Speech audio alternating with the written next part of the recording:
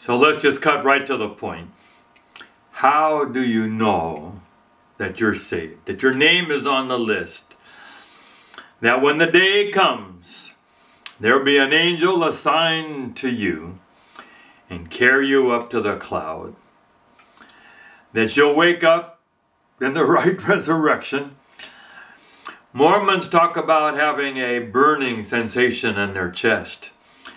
I've had Pentecostals say, if you speak in tongues, then you know.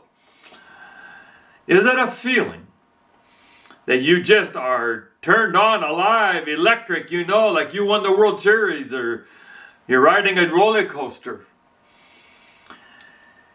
But it really makes a huge difference how you think you're saved.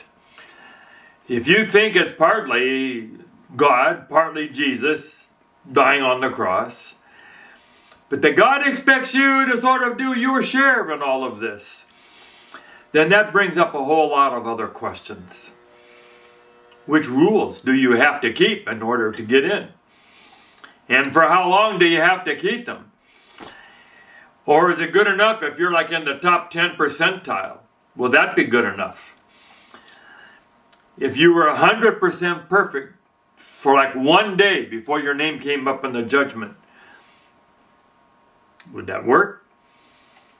Or if you really had a really good day just before Jesus came, maybe you were on a mission trip, you just were lucky, or you just had given away a lot of money,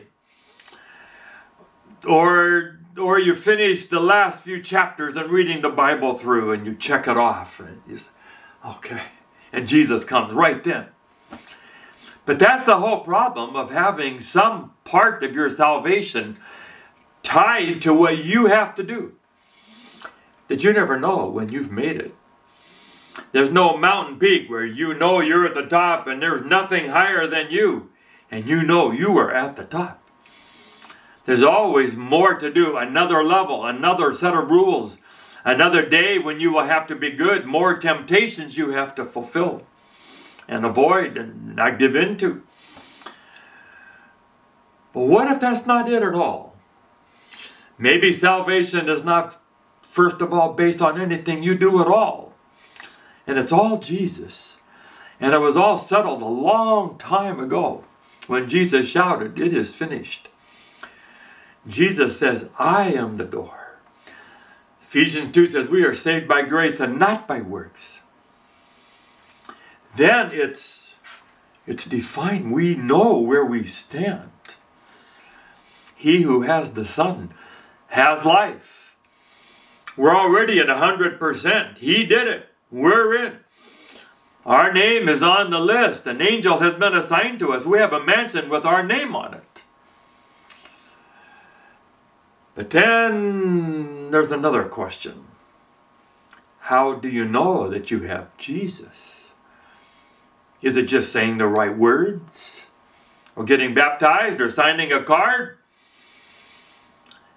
Or how about this? It's gratitude. This last week, as we taped this, was Thanksgiving. If salvation is about backbone and willpower and keeping rules and hoping that He catches you on a good day, then there's no gratitude. It's just your own blood, sweat, and tears.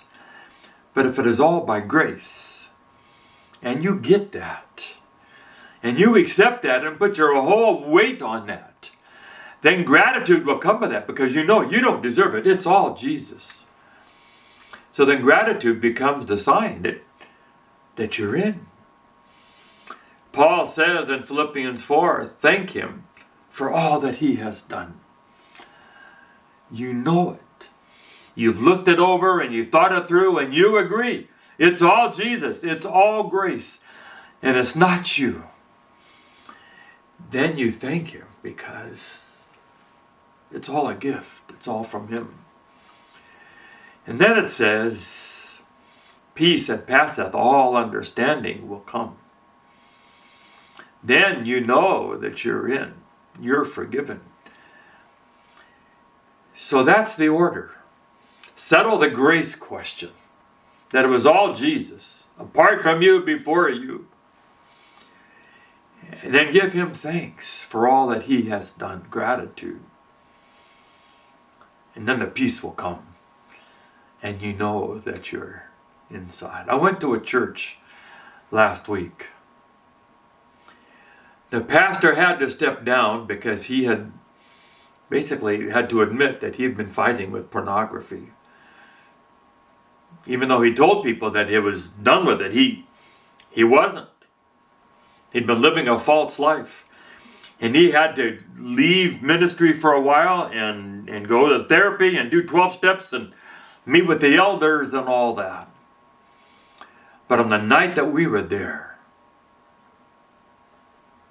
he gave his testimony.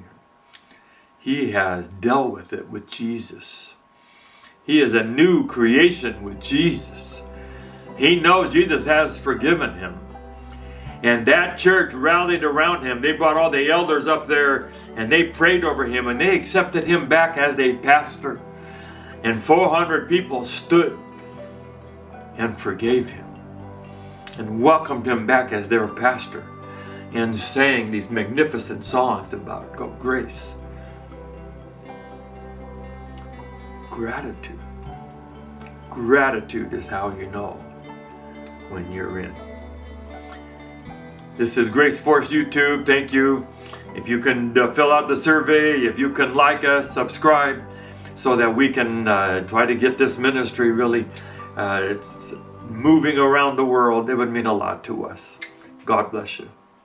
So we'd love it if you enjoy what we have made. If you can like it and forward it on to other people, and we'll build the ministry on social media. Grace Force YouTube. God bless.